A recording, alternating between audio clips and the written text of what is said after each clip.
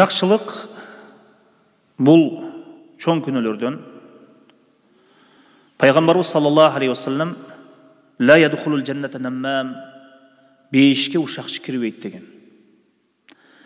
Жана пайгамбарыбыз саллаллаху алейхи вассалам бир эки кабырдын алдынан өтүп жатып, бир курманын бутагын алып, экиге бөлүп, эки кабырга сайып койду.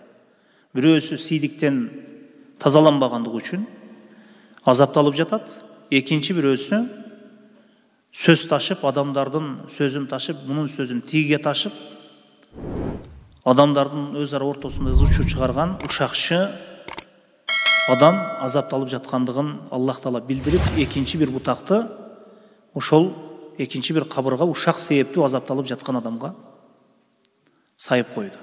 Балким ушул кургаганга чейин азабы жеңилдер деген максатта.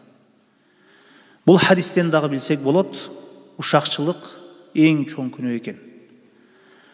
Тил себеп инсан баласы же бейишиктен орун табат, же тозоктон орун табат. Тили себеп. Хасан Басир рахимахулланын алдына бир киши баланчы түкүндөй деди, баланчы мындай деди деп айтып келген вакытта шайтан сенден башка элчи таппадыбы деп айткан экен. Бирөөнүн сөзүн ташып келген вакытта Хасан Басир рахимахулла ошол ушакчы адамга шайтан сенден башка элчи таппадыбы деп айткан экен. Анткени ушакчы бул шайтандын элчилери болуп саналат экен. Ушакчылыктан Аллах Таала өзү сактасын. Валлаху а'лам.